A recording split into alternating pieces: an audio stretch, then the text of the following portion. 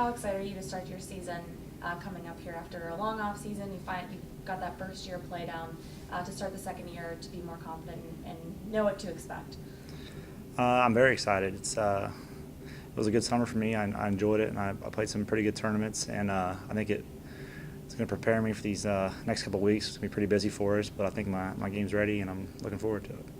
What did the first year teach you here that you can kind of take into the second year as a team and as an individual yourself about playing for West Virginia Golf? Just how difficult it is, really. I mean, I now know going into it how good some of these guys are we're going to be playing against, and I was kind of naive to it before, but now I know what to expect and what some of the scores are going to be like, and I think it's just going to make me a little tougher mentally, just, I guess.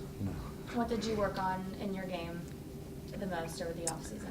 I think just putting myself in tougher situations. I played in a lot tougher tournament schedule than I normally would, and some of the bigger amateur tournaments in the world, and some of the guys we'll see in the Big 12 Championship and throughout this whole year. So just put myself in that position, getting used to playing against them, probably the biggest thing.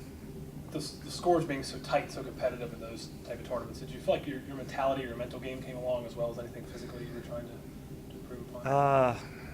Yeah, I mean, you're playing against guys that are going to be on TV one day. I mean, every guy you're playing, well, not every guy, but most of them you're going to see their name throughout, the rest of my life pretty much. So I think the hardest thing is just realizing that you have to play so well, and you don't always do that. So when you get off to a bad start or you start having a couple bad holes, I mean, that's your whole tournament right there. It just goes away, and in a flip of a switch. So that's probably the hardest thing, I would say, about some of those tournaments.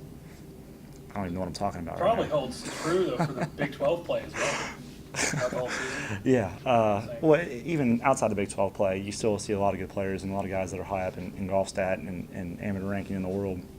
So I think just playing against them every day is going to make you a little better.